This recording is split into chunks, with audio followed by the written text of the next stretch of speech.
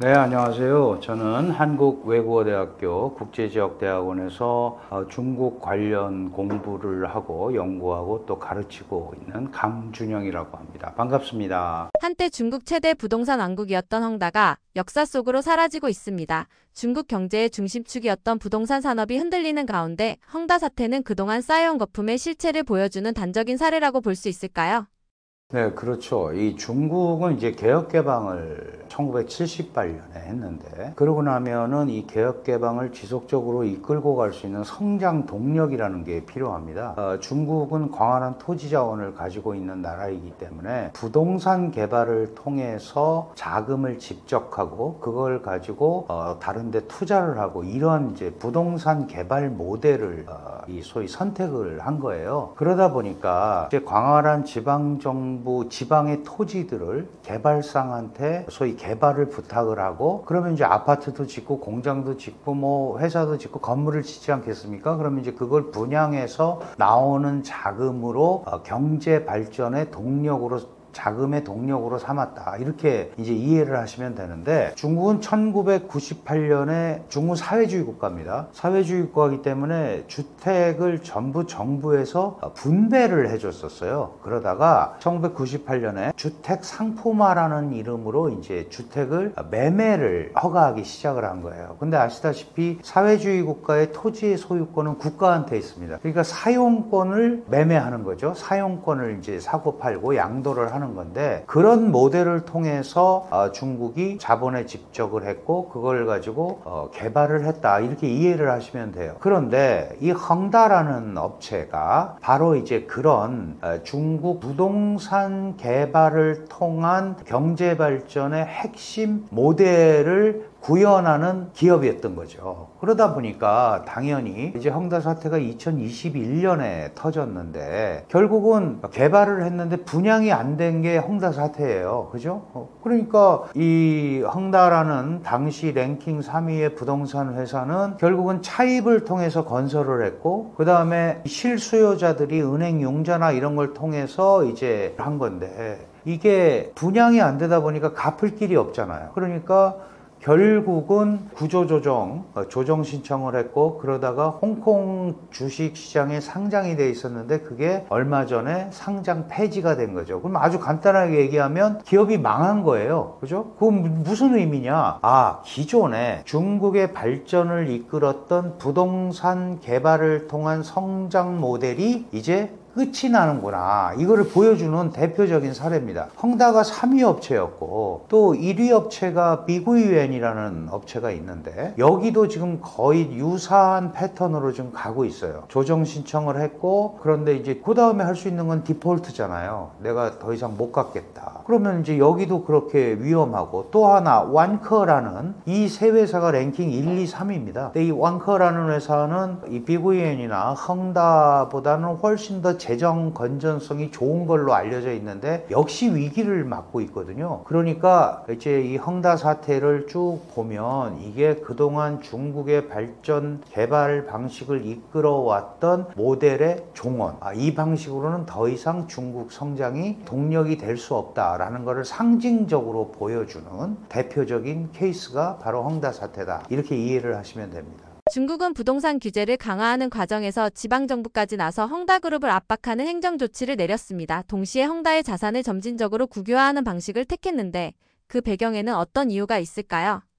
사실은 이제 중국 부동산 시장이 조금 얼어붙기 시작한 것은, 그게 꼭 뭐 시진핑 체제 때문에 그렇다 이렇게 얘기를 할 수는 없어요. 그런데 개혁 개방이 이제 가속화되고, 그 다음에 결국은 평등 사회를 강조하던 중국에서 이제 부익부 빈익빈 현상이 나타나기 시작을 했고, 돈을 갖고 있는 사람들의 투자처가 필요했고, 그러다 보니까 크게 두 가지로 갑니다. 투자라는 게 우리나라도 마찬가지지만, 하나가 부동산 시장, 이고 하나가 주식시장이에요. 그런데 부동산 시장이 투기 대상으로 전락했다라고 생각한 게 시진핑 체제의 생각입니다. 그러니까 주택은 사람이 거주하는 데지 투기의 시장이 아니다라는 얘기를 하면서 무분별하게 자본을 투입해서 이 소위 건물, 가옥을 건설하는 것을 제재하기를 시작을 했어요. 그게 이제 그러다 보니까 무슨 일이 벌어지냐 하면 보통 이제 뭐 세 가지 레드라인을 했다고 그랬는데, 예를 들어서 어떤 기업이 차입을 하면 자기 자본 비율이라는 게 있잖아요. 그 이상을 빌리지 못하게 하고 상환 능력을 또 보는 거예요. 너 이거 해서 갚을 수 있어? 거기까지만. 우리도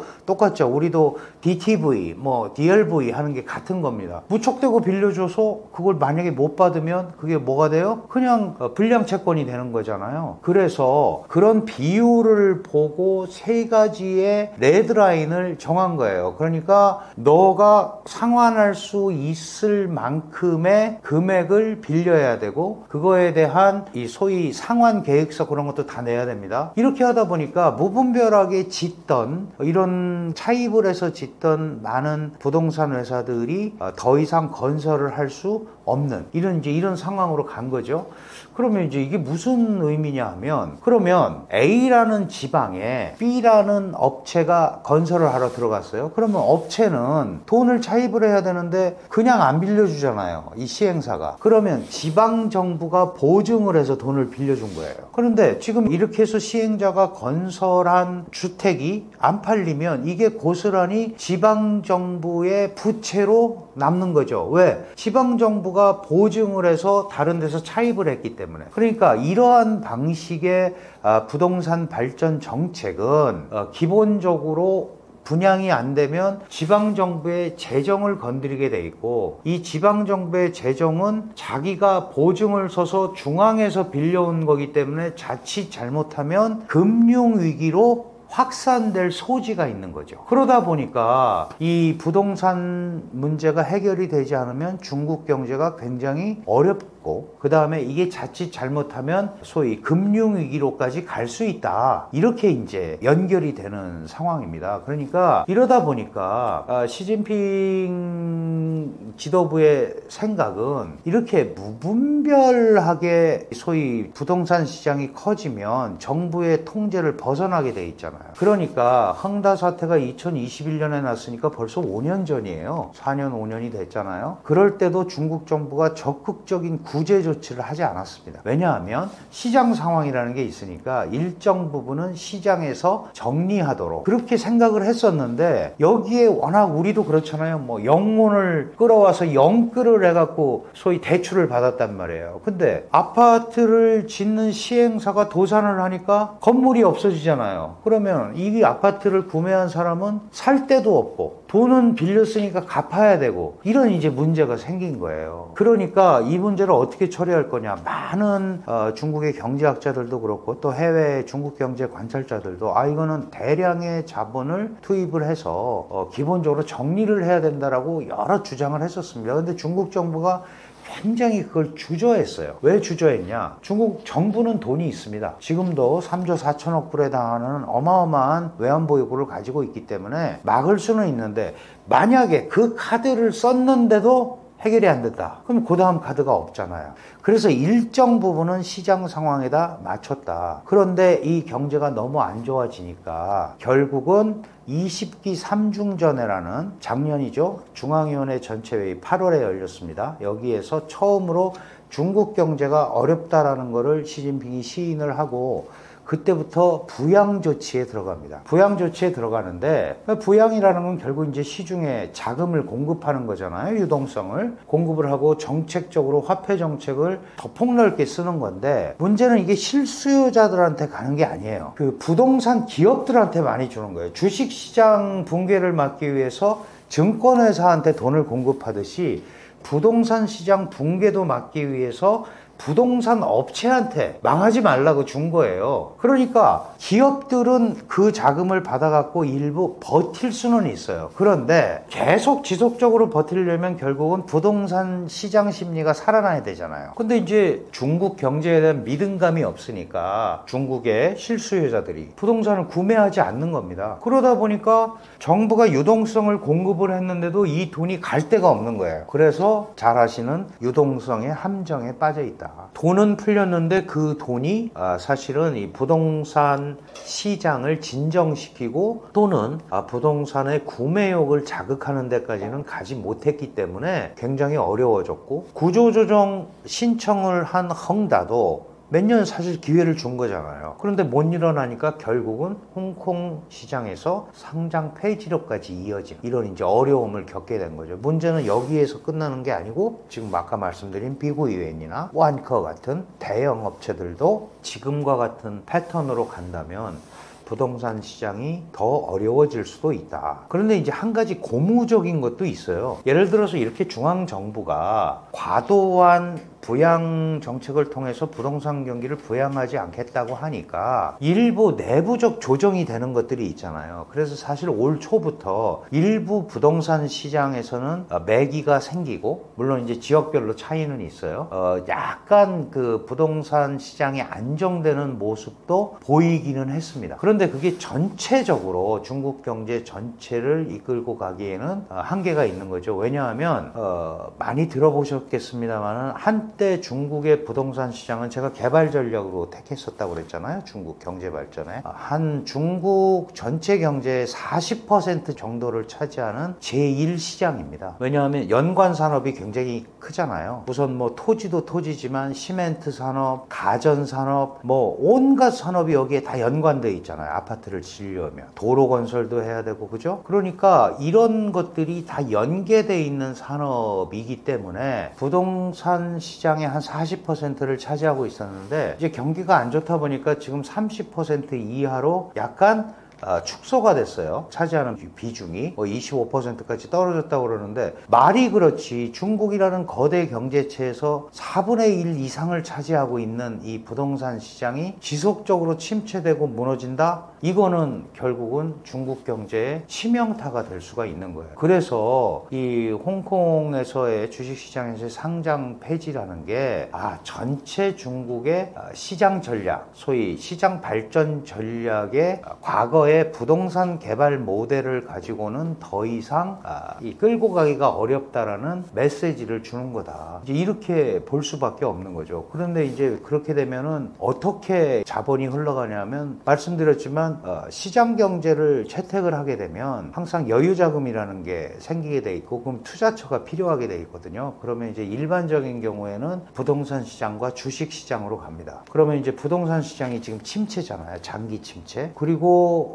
이 헤어나오기가 굉장히 어려운 구조적 유동성 함정에도 빠져 있고, 여기에는 결정적으로 이 경기 회복 기대 심리가 중국 사람들이 없기 때문에 분양이 잘 안 되는 거거든요. 누차 말씀드렸지만 우리가 집을 사거나 이러는 거는 미래 소비를 당기는, 땡겨서 하는 그런 부분이 들어있거든요. 왜 그러냐 하면 내가 이제 승진할 거고 월급을 더 많이 받을 거니까 평수를 좀 넓혀서 가야겠다. 또는 애가 뭐 어디 학교를 가야 되니까 좀 좋은 환경으로 가야겠다. 이렇게 미래 소비를 당겨서 쓰는 겁니다. 근데 경기가 안 좋다고 계속 생각이 되니까 돈을 쓰지를 않는 거죠. 그러면은 부동산 시장에 못 쓰는 거예요. 그러면 중국 정부 입장에서는 그래도 자금이 흘러갈 수 있는 데를 만들어줘야 되잖아요. 그게 바로 주식시장이에요. 그래서 이렇게 경기가 안 좋다고 그랬는데 올 초, 작년 말부터 주식시장의 특정 업종들은 이제 정부가 선택적으로 이 소위 투자를 강화하는 부분들이 있잖아요. 그런 거는 주식이 폭등을 하는 사례도 나타나고 있죠. 물론 그것도 이게 거품이라서 위험하다라고 얘기하고 있지만 그 지금 언저리에서 중국 경제가 배회하고 있다. 이렇게 이해를 하시면 될 것 같습니다. 이 사태로 인해 중국의 빈부격차가 더 심해지게 되는 걸까요?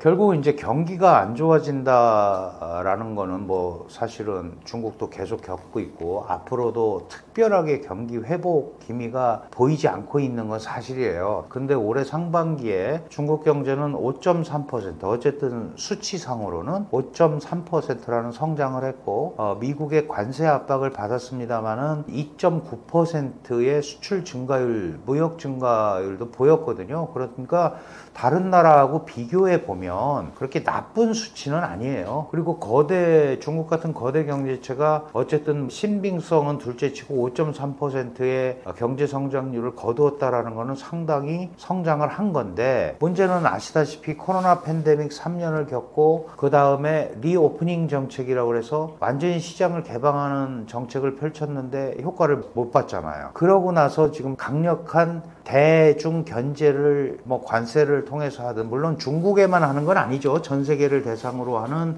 트럼프의 거의 관세 제국주의에 가까운 관세 정책들의 영향을 또 받고 있기 때문에 경제가 좀처럼 회복을 하거나 살아나기가 굉장히 어려워요. 이렇게 되면 이제 무슨 일이 벌어지냐 하면, 원래 여유 자금을 갖고 있었던 사람들은 상대적으로 영향을 덜 받죠. 그런데 우리 보통 엔겔 계수 얘기 많이 하잖아요. 내가 버는 거에 90%는 밥 먹는 데 쓴다고 그러면 엔겔 계수가 90인데, 그렇게 소위 서민들은 경기가 안 좋아지면 자신이 받고 있는 급여에 그 손해가 오게 되잖아요. 급여를 제대로 받아도 살기가 어려운데 급여가 깎인다거나 이런 현상이 나오면, 예를 들어서 내가 100원 벌어서 80원을 먹는 데 썼는데 지금 월급이 80원으로 줄었다, 또는 70원이 됐다 그러면 옛날 수준을 유지하기가 어렵잖아요. 그러니까 그렇게 그 민생의 변계에 있는 사람들, 이런 사람들은 살기가 굉장히 어려운 거죠. 벌써 몇 년 된 얘기지만 당시 이제 리커창 총리가 그런 표현을 했어요. 중국에 우리 돈으로 20만 원 이하의 이 월급을 받는 급여 생활자가 6억 명이다. 그러면 지금 이런 경기 침체가 계속되면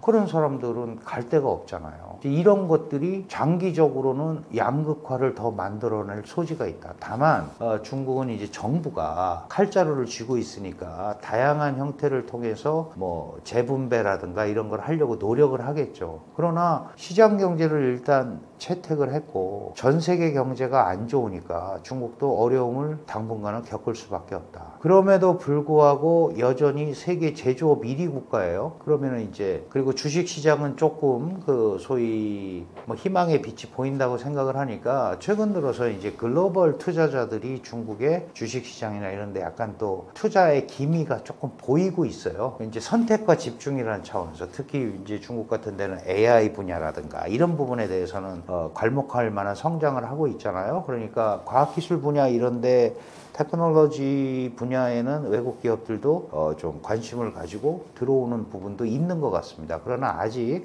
전면적으로 중국 시장의 어떤 경제가 회복이 되거나 그런 부분은 구체적으로 나타난 증거는 별로 없다. 대도시는 조금 풀린 것 같은데 지방도시 같은 데 가면 여전히 소비나 생산 이런 부분들이 잘 안 이루어지고 있다는 것을 아마 느끼실 수 있을 겁니다. 화웨이, 알리바바, BYD 등 중국 기업들은 미국의 기술 봉쇄와 제재로 어떤 타격을 받고 있나요? 이제 중국에 기술 기업들이 많이 있죠. 말씀하신 대로 화웨이라든가 알리바바라든가 BYD라든가 이런 데는 이제 전 세계적으로 상당한 기술 축적도 하고 있는데, 사실 이제 원천 기술 이런 부분에서는 상대적으로 좀 약해요. 약한 것도 사실인데, 문제는 화웨이, 알리바바, BYD 이런 데가 어쨌든 물건을 만들어서 팔아야 된다라는 거죠. 제조하는 회사들이니까. 그런데 미국이나 EU나 이렇게 물건을 사는 데서, 야, 이 제품은 정부의 과도한 보조금이 지급이 돼서 공정 경쟁을 한 게 아니다. 그러니까 내가 너희한테 관세를 매길 수밖에 없다. 이게 지금 트럼프의 관세 정책이거든요. 그러면 원래 100원짜리가 55% 관세를 붙이면 155원이 돼서 들어온 거예요. 그러면 기본적으로 경쟁력을 상실하잖아요. 그래서 사실은 이제 미중 간의 소위 이 관세 협상이 어떻게 되느냐가 중요한데, 정확하지는 않고 업종별로 다 다르지만 보통 기업의 마진이라는 게, 제조 마진이라는 게 적게는 7%, 많으면 15% 정도 된다고 그래요. 그러면 내가 뭘 만들어서 어디에 50원에 납품을 하면 어쨌든 7%에서 15%가 이제 제조 이외의 영업이익으로 순이익으로 남는 건데, 문제는 요 정도는 뭐 환율 조정이라든가 이런 거를 통해서 커버할 수가 있다. 근데 이게 예를 들어서 50%, 60% 이런 거가 돼버리면 이거는 방법이 없잖아요. 그러니까 일부는 이렇게도 얘기하는 거예요. 대만의 TSMC 같은 경우가 지금 반도체 과세는 아직 안 했어요. 미국이 안 했는데 그 모리스 장이 그 설립자인데 뭐 미국에 와서 몇천억 불 투자해갖고 뭐 지으라고 그러고 그러면서도 관세를 또 매겨? 그러면 안 가고 관세 맞고 그냥 우리가 만들어서 파는 게 낫다라고 얘기를 합니다. 실제로 한 보니까 35% 40%까지는 버틸 수도 있다. 이렇게 얘기를 하는 거예요. 그런데 이 중국 기업들도 마찬가지고 미국 기업, 대만 기업도 마찬가지고 한국 기업도 마찬가지인데 미국 기술을 사용하는 업체들은 결국은 그 제조한 물품들을 어디에 팔아야 되고 미국이 최대 소비자입니다. 그러면은 미국의 공급이 안 된다고 생각을 하면 물건을 그렇게 만들 이유가 없는 거잖아요. 다른 나라에 팔 수 있으면 좋지만 그런 시장이 갑자기 형성되는 것도 아니고 그러니까 결국은 미국은 이 기술 봉쇄라든가 이런 걸 통해서 충분히 조절을 할 수 있다라고 생각을 하고 그거를 통해서 소위 미국 주도의 공급망 질서를 재편하겠다. 이게 트럼프의 의도입니다. 많은 분들이 중국을 폭삭 망하게 하겠다 이렇게 생각하는데 그렇게는 되기가 어려워요. 왜냐하면 중국이 글로벌 밸류 체인에서 차지하고 있는 비중이 한 40% 되거든요. 어떤 물건을 만들면 어쨌든 중국계 한 40% 거기에 관여가 돼야 돼요. 그러면 미국이 볼 때는 중국을 그런 거대 공룡 중국을 완전히 무릎을 꿇리는 거 뭐 망하게 하는 건 어려운데 미국의 협력자가 되게 하는 망하는 게 아니고 내 밑에서 나랑 같이 하는 협력자가 되게 하는 그런 흐름을 지금 트럼프는 생각을 하고 있는 거 아닌가 이런 생각이 듭니다. 결국은 나에게 협력을 하는 국가가 됐으면 좋겠다, 중국. 그러니까 그런 정도까지 이 흐름을 가지고 가지 않을까. 근데 이제 중국은 특히 시진핑 체제는 그렇게 하면 그게 굴복을 하는 거다. 이렇게 이제 보니까 뭘 얘기를 했냐 하면 시진핑 체제의 국가 발전 전략은 2050년까지 세계 최강의 국가가 되는 거예요. 그럼 이제 그 워딩을 그대로 쓰면 종합 국력과 영향력 면에서 국제사회를 선도하는 국가가 되겠다. 이게 이제 2050년. 다시 말해서 중화인민공화국 건국 100년이 2049년이잖아요. 2050년이 되면 그런 세계 제1의 국가가 되겠다. 앞에 뭐가 생략이 됐을까요? 미국을 물리치고, 그죠? 근데 이제 미국을 어떻게 물리쳐요? 다른 거 물건 많이 만들어내서 물리치는 게 아니고 과학기술 독립을 해야 되는 거예요. 과학기술로 무장된 사회주의를 건설하면 아무도 중국한테 이러저러 못할 거다. 지금은 미국 원천 기술을 갖다 쓰니까 자꾸 시비를 걷고 압박을 하는 거예요. 또 하나, 반도체도 마찬가지예요. 반도체를 자강을 하려고 굉장히 애를 썼는데 중국이 잘 안 되잖아요. 다른 분야는 사실 굉장히 많이 왔는데 이상하게 반도체는 못한단 말이에요. 근데 장기적으로 계속 투입을 하고 인력을 투입을 하고 돈을 투입을 하면 반도체 기술도 발전하게 돼 있다. 그러면 중국은 장기전 전략으로 가는 거예요. 그럼 정부가 선택과 집중으로 밀어주겠다. 이렇게 해서 가는 겁니다. 그러니까 결국은 과학기술로 무장된 사회주의를 건설하는 데 있어서 과학기술의 자리, 자강이 1번인 거예요. 그거에 대표적인 성과로 나온 게 AI 중에서도 뭐죠? 딥시크 이런 게 한 10개 업체가 된대잖아요. 양자 컴퓨터, 배터리 이런 건 세계 최강이다 이거죠. 그래서 이거는 약간 뭐 당이 주도하는 경제 시스템에서의 올바른 방향이라는 걸 선전하는 것도 있지만 중국도 내부에서 엄청난 기업들 간의 경쟁을 겪거든요. 그러면서 올라오는 거니까 실질적으로 기술 자립을 하지 않으면 미래가 없다라고 생각을 하고 있는 거예요, 중국이. 그래서 앞으로도 그 부분에 대해서는 단순하게 선언적 의미에 그치는 것이 아니고 지속적으로 투입을 할 거다. 중국 경제가 올해도 어렵다고 그랬는데 R&D 자금만 우리 돈으로 800조를 따로 책정을 해놨잖아요. 적은 돈이 아닙니다. 우리 1년 예산이 680조예요, 한국이. 그런 걸 만들어가지고 지금 지원을 하고 있거든요. 특히 중국의 대졸자가 1200만 명인데 1년에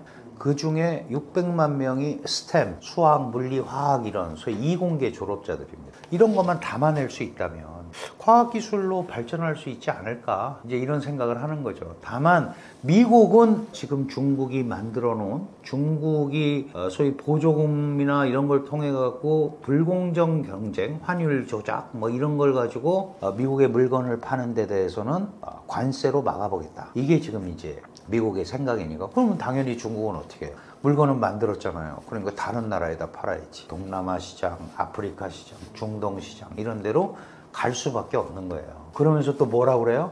우리도 잘 하려고 했는데 경쟁을 미국이 이렇게 압박을 하니 어떡하냐.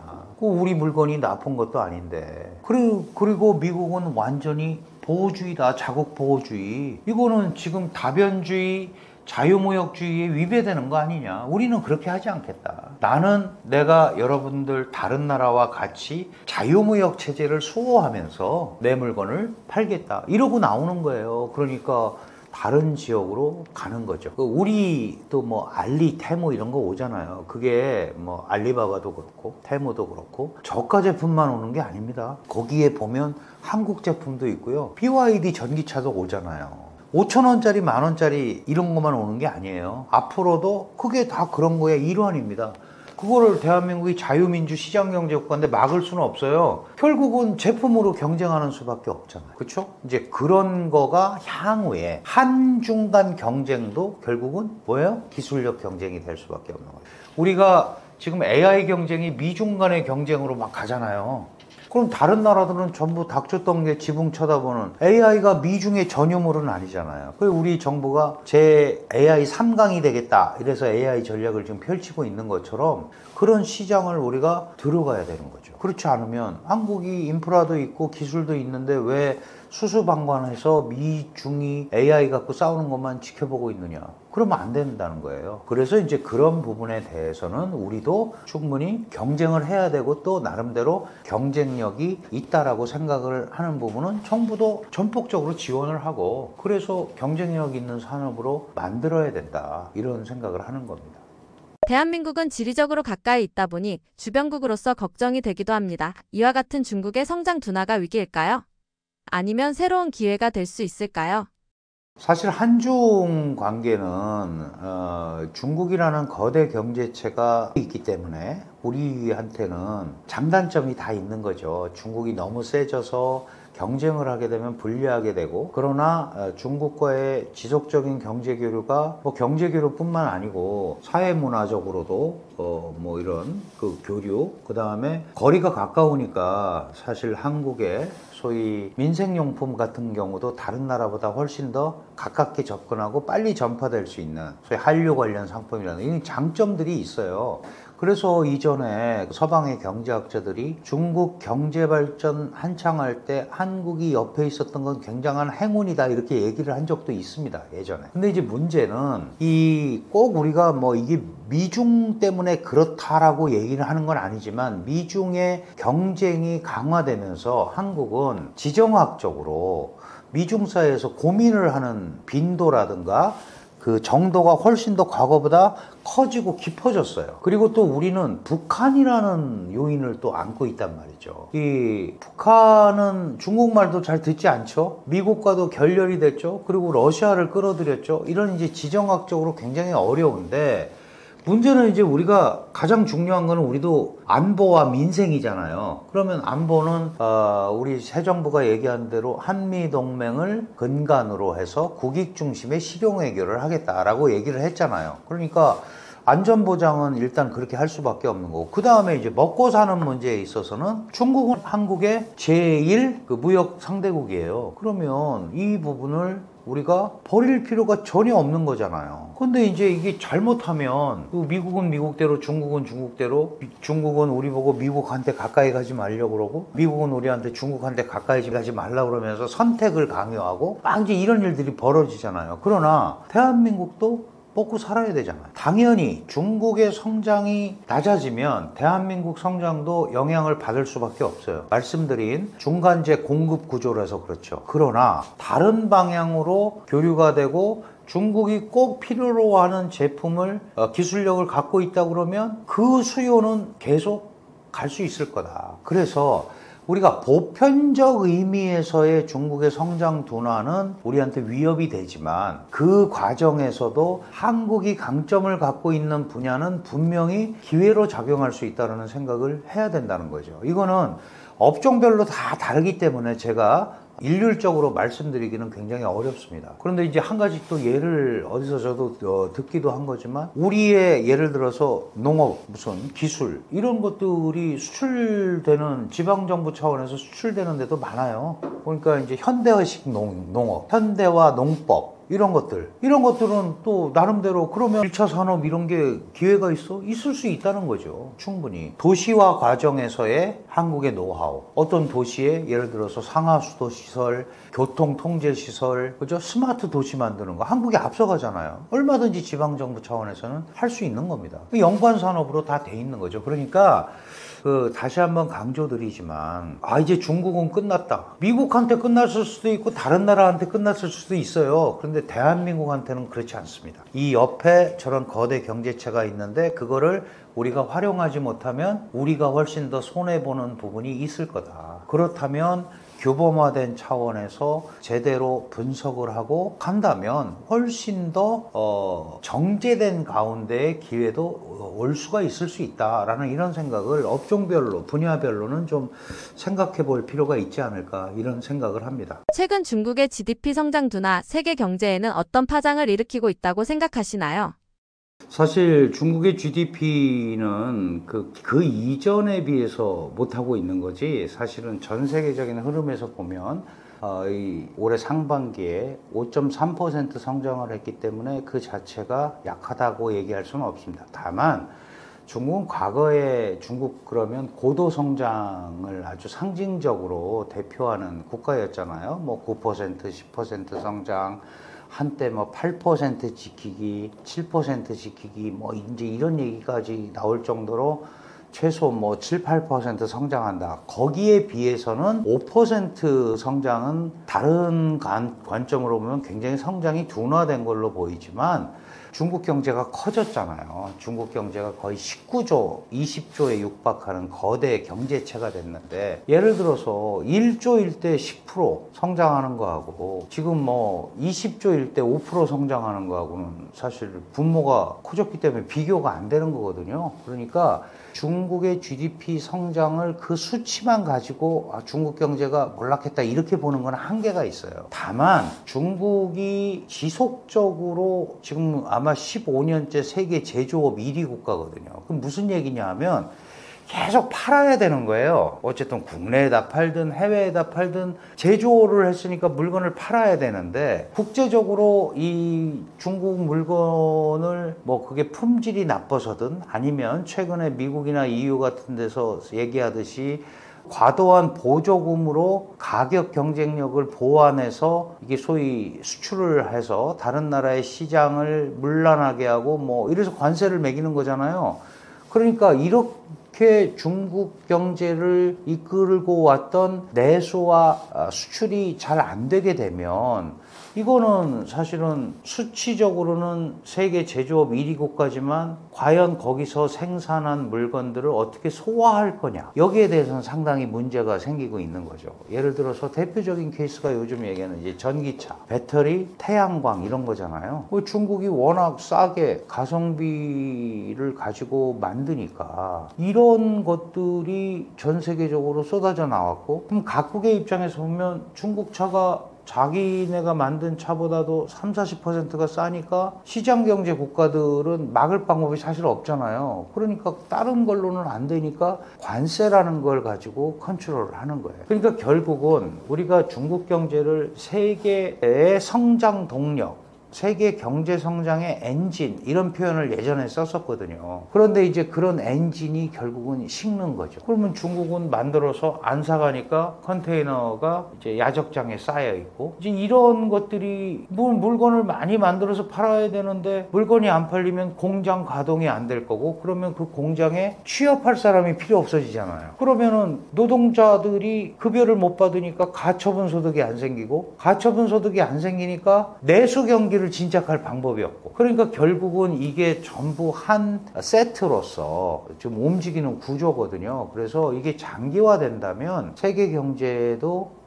불리한 영향이 올 수밖에 없는데, 지금 여기에 이제 트럼프의 관세 정책이 더해지다 보니까 많은 무역학자들이 야, 이러다가 세계가 정말 하향 평준화되는 거 아니냐, 이제 이런 우려를 하고 있는 겁니다. 이제 전통적인 자국주의 정책은 안 통하는 시대가 된 걸까요? 그게 쉽지가 않죠. 왜냐하면 이제 글로벌 경제라는 거는 소위 글로벌 밸류 체인이 얽혀 있어요. 글로벌 밸류 체인이라는 게 뭐냐면, 예를 들어서 우리가 보통 반도체 이러면 미국의 원천 기술, 장비, 일본의 소재 부품, 장비, 그걸 가지고 이제 한국과 대만이 생산하는 구조, 이렇게 돼 있거든요. 그러면 예를 들어서 대만의 이제 TSMC라는 기업은 비메모리 분야, 한국의 삼성과 SK는 메모리 분야, 이제 이렇게 해서 자꾸 경쟁면만 부각을 하는데, 사실 그렇지가 않습니다. 이게 미국의 장비가 없으면 한국과 대만 기업이 물건을 제조할 수 없고, 마찬가지로 비메모리 분야인 TSMC가 미국의 엔비디아라는 그 기업의 설계도를 구현을 하는 거잖아요. 그러면 비메모리 설계도를 구현하는데도 SK나 삼성이 만든 메모리 칩을 이렇게 벽돌처럼 쌓아놓은 HBM 시스템이라는 게 있어요. 이걸 또 사서 써야 돼요. 안 그러면은 그 생산이 안 됩니다. 그러니까 이게 아주 대표적으로 얘기하는 글로벌 밸류 체인이 얽히고 설켜 있는 거거든요. 트럼프 대통령은 그거를 보기가 싫어서 다 자기네 나라에 와서 만들려고 하는 거예요. 그러니까 공장을 다 가지고 들어와라. 그러나 그게 갑자기 그렇게 되는 일들이 아니잖아요. 그리고 그것만 갖고 되는 게 아니고, 반도체 예를 들어보면 많이 우리가 이제 신문이나 보는데, 네덜란드에 ASML이 뭐 노광 장비가 있어야 된다, 독일에 뭐가 있어야 된다, 이런 얘기 하잖아요. 그러니까 그게 한 나라만, 나만, 그 제로섬 게임이라는 게 어려워지는 거죠. 너 죽고 나 살기 방향은 이렇게 가는데, 강력한 보호주의로.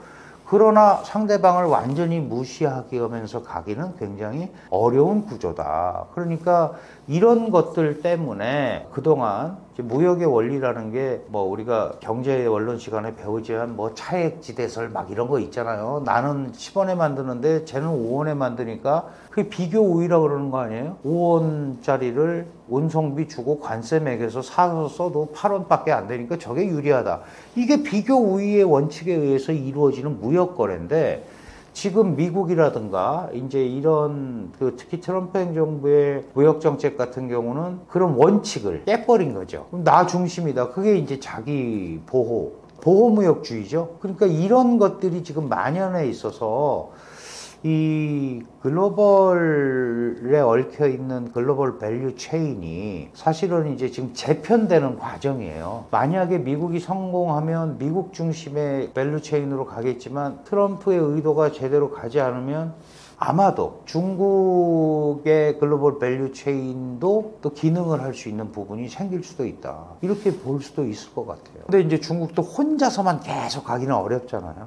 그런 이제 주도권을 완전히 어디가 혼자 가져가고 막 이러는 거가 쉽지는 않을 텐데, 지금 제가 말씀드린 요지는 미국이 완전히 전 세계를 다 뒤집어 놓고 혼자 끌고 가는 패턴으로 가는 이 가는 거를 생각하고 있다면, 정도의 차이에서 미국이 생각하는 것만큼은 안 될 수도 있다라는 생각을 미국도 해야 된다는 거죠.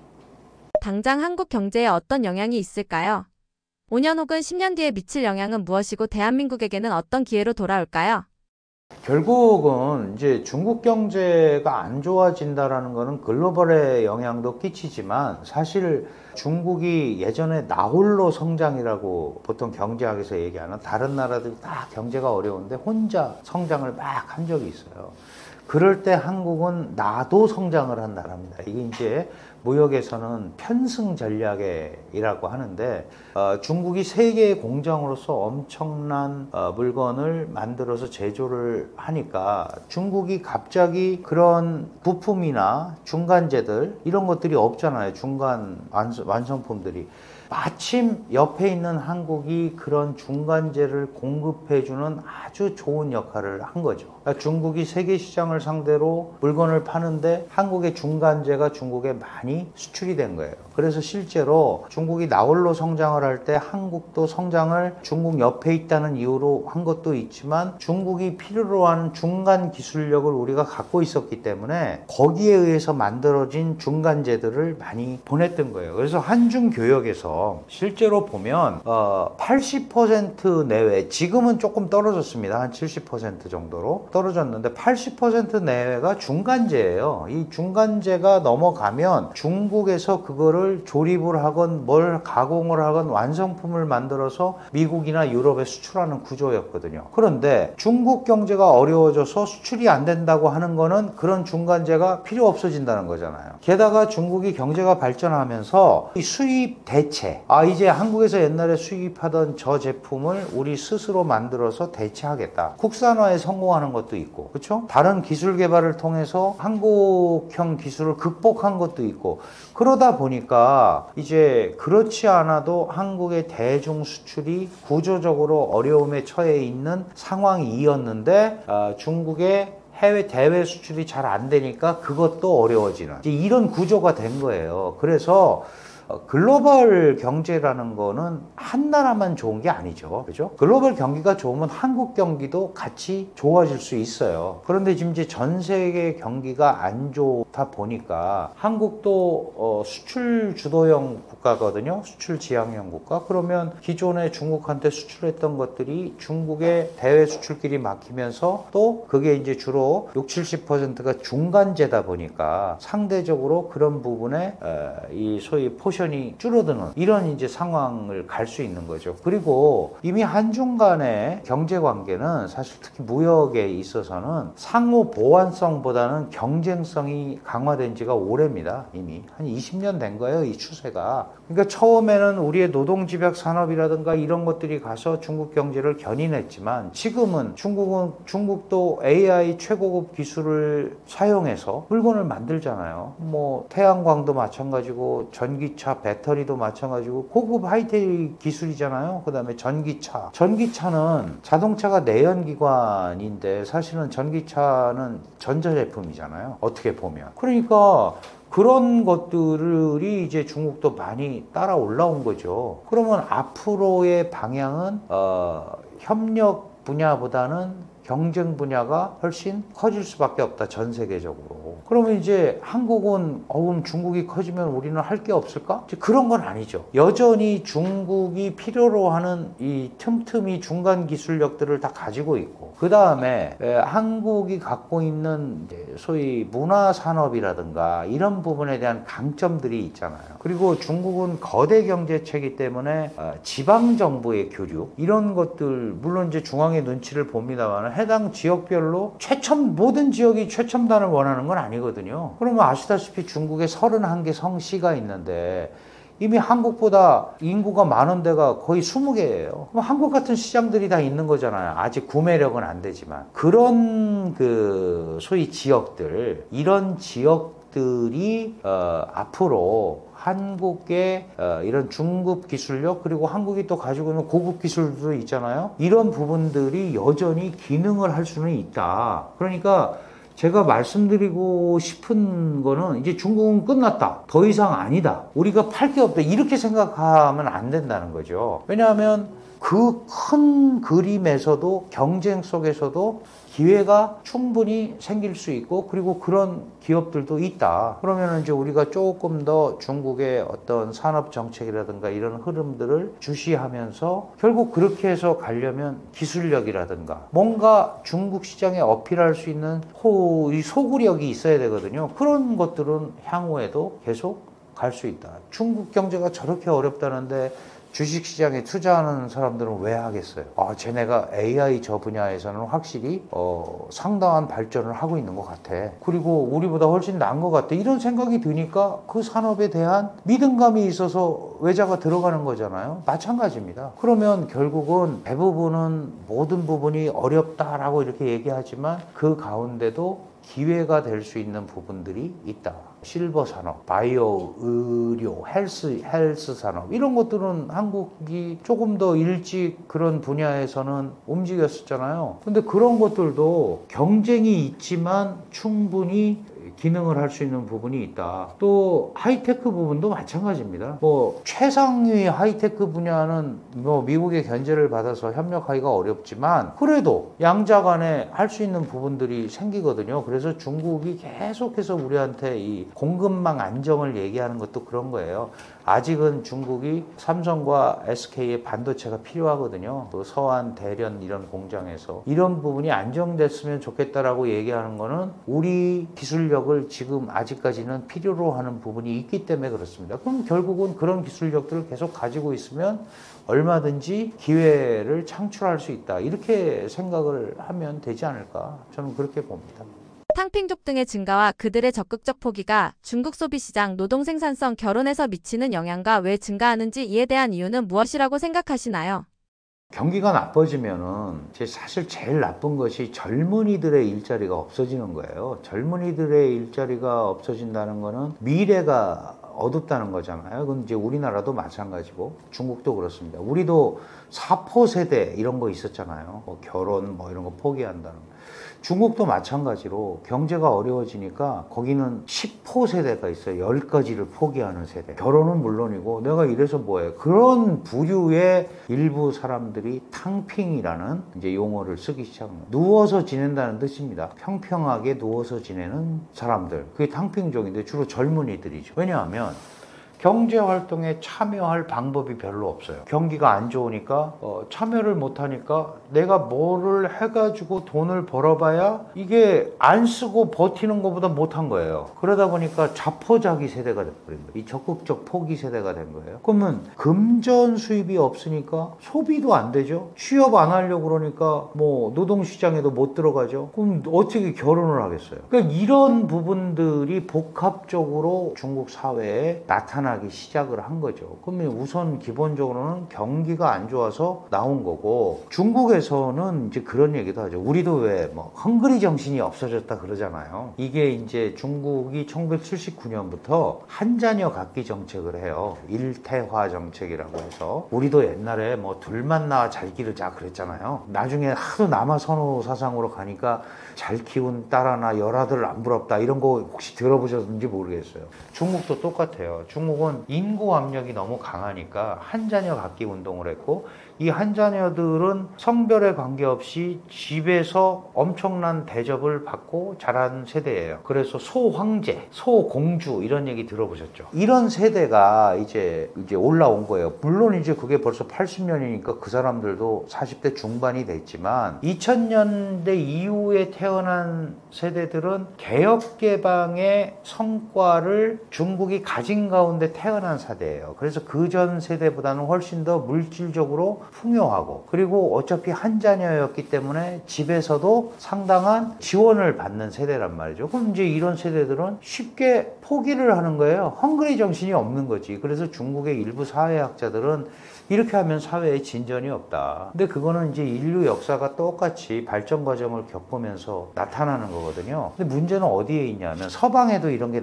나타나는데 서방 국가들의 노령화 그리고 그 노령 인구를 소위 먹여 살려야 되는 젊은 층 이 구조가 일정하게 선진국 대열까지 갔다가 내려오는 거예요. 그러면 이제 뭐 사회민주주의니 민주사회주의니 하는 것들이 복지국가 이념으로 가서 그걸 처리를 했는데 중국은 아직 그런 최상위 소위 선진국 대열에 가보지도 못하고 노령화가 왔고 젊은 사람들한테 부담이 되고 일자리는 없고 그러니까 내가 먹여 살릴 수 없는 거지 이 젊은이 세대들이. 그러니까 자포자기를 많이 하는 거예요. 결혼도 안 하고 공부도 할 필요 없고 그냥 이렇게. 그래서 우리 돈으로 유튜브에 그런 게 있었어요. 그 짤 우리가 보통 얘기하는 중국 뭐 이런데 36,000원으로 한 달 살기. 그러면 하루에 1,200원 가지고 3끼 먹으면서 한 달 사는 방법. 물론 다 나중에 삭제가 되지만 이렇게 가면은 이게 과연 중국의 미래에 플러스 요인이 있을까? 이거에 대한 이제 걱정을 하는 거예요. 그러니까 결국 중국 정부는 이 사람들을 정상적인 노동자로 만들고 일자리를 창출하지 않으면 안 되는 거죠. 그러면 결국은 국제 경기가 활성화가 돼야 되고 내수 시장이 살아나야 되는데 그런 부분은 중국의 잘못이다 이럴 수는 없다고 제가 말씀을 드렸잖아요. 이 구조가 개선이 되지 않으면 이거는 상당한 문제가 생기는 거예요. 이게 어떤 문제가 생기느냐? 젊은이들은 예전 사람들하고 달라요. SNS도 하죠. 그죠? 그리고 이제 외부 소식을 많이 접할 수 있어요. 그러니까 이런 사람들이 내가 대학도 나왔고 근데 취업을 못해? 이거 뭔가 사회가 잘못된 거 아니야? 이렇게 되다 보면 이 사람들이 뭐가 돼요? 사회 불만 세력이 돼요. 사회 불만 세력이 되면 사회 안정을 해치고 있어요. 사회 안정을 해치게 되면 시진핑 체제에는 결정적으로 부담이 되죠. 그래서 예를 들어서 저렇게 시위를 한다던가 이런 것들이 중국이 제일 우려하는 사태예요. 왜냐하면 저 시위라는 게 처음에는 민생형 시위, 뭐 예를 들어서 왜 월급 안 주냐, 얼마 전에 그 스촨의 장유라는 데서 장유씨 사건이라고 많이 보도가 됐는데 막 그 조그만 시에서 100만 명이 모여서 어떤 소녀가 소위 집단 구타를 당한 학내 폭력 사건을 규명해 달라고 하면서 이제 시위가 일어났어요. 그러면은 그거는 사실 이데올로기에 대한 도전은 아닌 거잖아요. 그런데 그런 부분들이 자칫 잘못 확대되면 공산당 물러가라. 도대체 시진핑 체제는 뭐 하고 있는 거냐? 이게 커질 수가 있는 거예요. 그래서 시위 진압을 굉장히 강경하게 하죠. 이데올로기에 대한 도전은 뭐 말할 것도 없고 일반 시위도 더 이상 확산되지 않도록 막는, 이게 만약에 잘못되면 이게 이제 문제가 생기는 거예요.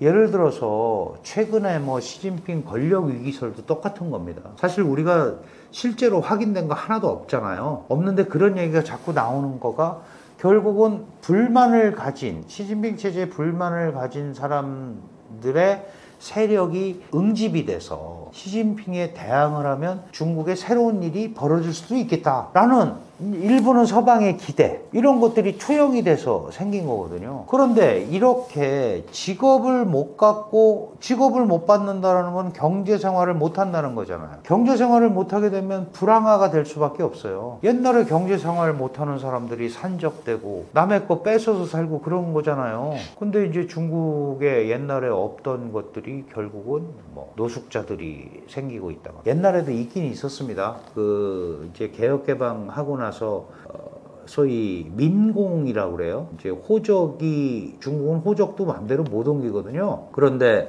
저 농촌 도시에서 농촌에서 도시에 개방한 기업에 근로자가 되기 위해서 정말 보따리 하나 들러싸고 농민공들이라고 그러는데 이렇게 와서 고생을 했었는데 지금은 이제 일자리가 없잖아요. 일자리가 없으니까 갈 데가 없는 거예요. 그러면은 결국은 15세에서 특히 24세까지를 우리가 청년이라고 부르는데 이 청년들의 실업 문제가 장기화되면 국가가 활력을 잃죠. 그렇잖아요. 그중에 특히 대졸자들 20살 24살 이런 소위 최고 학부라든가 뭔가 이 사회가 필요로 하는 과학기술이나 이런 걸 가지고 있는 사람들이 갈 데가 없다? 이거는 당장 취업의 문제가 아니고 중국이라는 사회의 장기 발전을 저해하는 결정적인 요소가 되는 거거든요. 그러니까 중국 경제가 살아나려면 또는 중국 정치가 안정이 되려면 어디서부터? 민생에서부터 가야 된다. 이 전체적으로 마찬가지입니다. 지금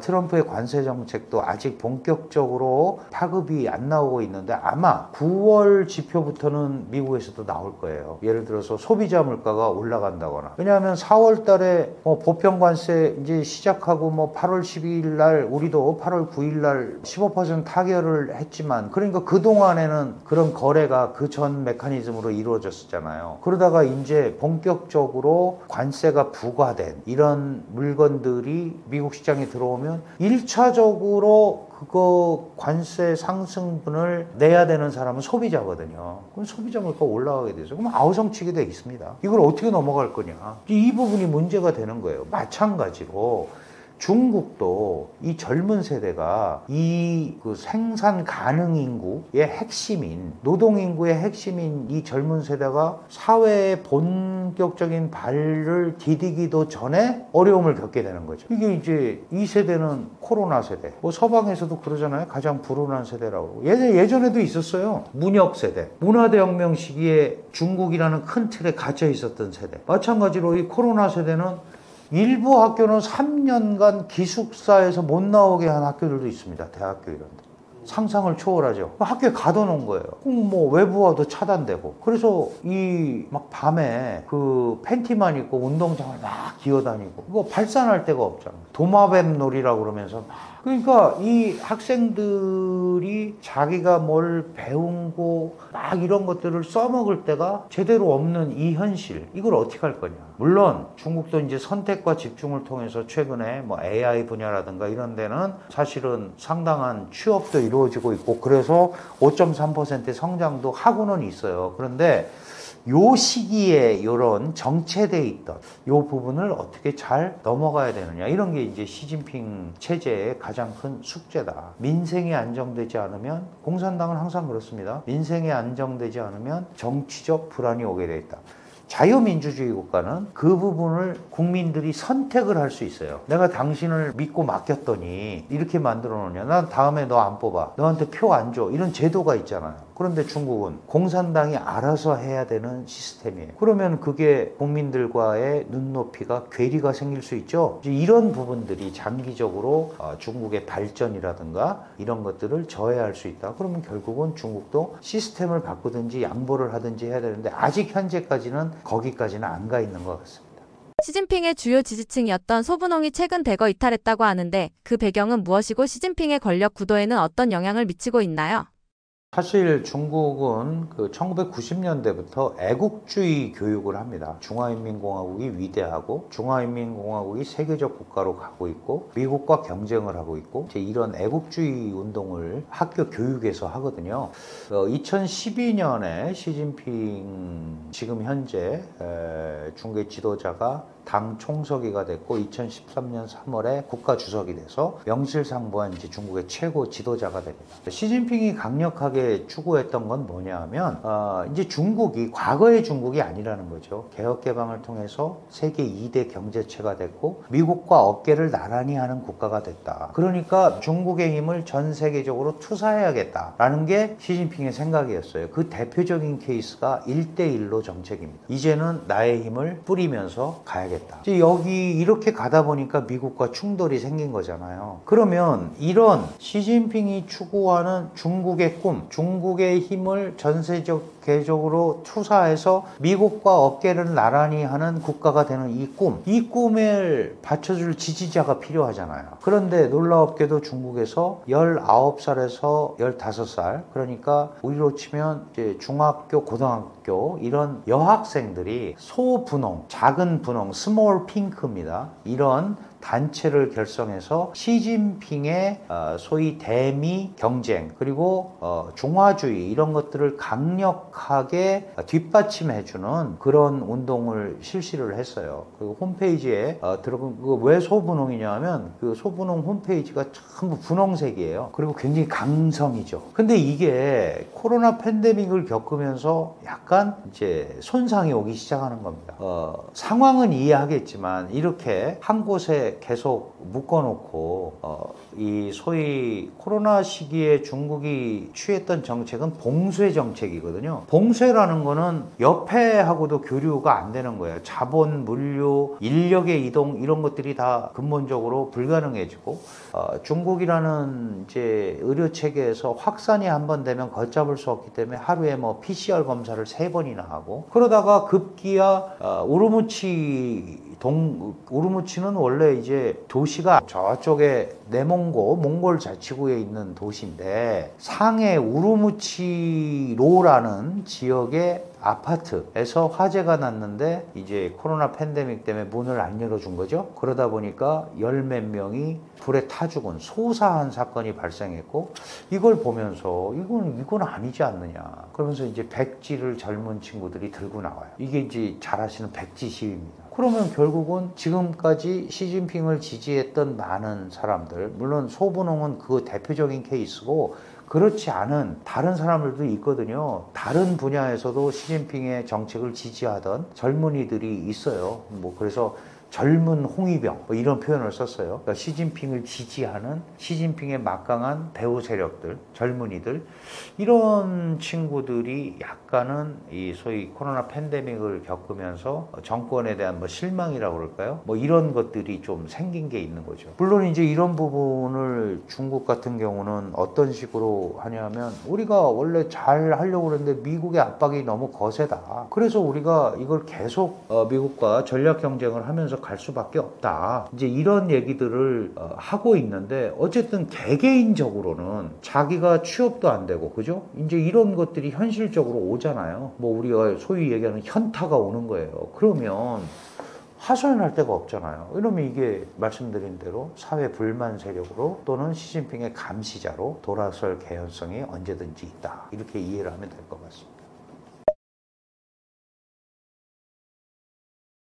요즘 이제 한국에 새 정부가 출범을 했고, 미중 전략 경쟁이 계속되고 있고, 전 세계적으로 국지전들이 많이 벌어지고 있습니다. 뭐 이스라엘, 이란, 그다음에 뭐 캄보디아, 태국, 중국과 인도의 뭐 국경 충돌을 비롯해서 아주 다양한 형태의 어수선한 상황이 벌어지고 있고, 특히 우리는 북한이라는 아주 이질적인 존재를 두고 있는데, 여기에는 또 미중 관계 요소 굉장히 많이 끼어 있어요. 그래서 지금 한국 새 정부의 대외 정책 이런 데 대해서 관심을 많이 갖고 있는데, 사실 한국 정부가 선택할 수 있는 공간은 크지 않습니다. 그리고 저는 뭐 미국과 중국 중에도 그걸 선택해야 됐다. 선택해서 해결되면 선택하면 되죠.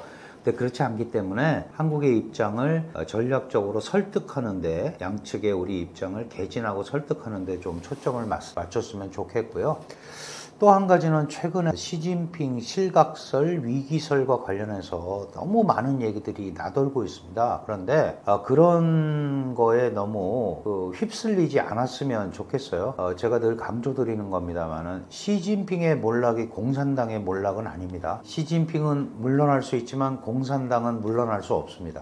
언제든지 조정과 타협이라는 이름으로 공산당 체제 시스템의 유지는 기본적으로 갈 수밖에 없기 때문에, 지도자의 어떤 몰락 이런 것들에 너무, 물론 이제 분명히 영향은 있겠지만 확인되지 않은 소식에 너무 일희일비하지 않는, 그것보다는 더 본질적으로 공산당 시스템 이런 쪽의 운영이 어떻게 돼 있는지를 조금 한 발짝 물러나서 생각해 보시는 계기가 됐으면 좋겠습니다.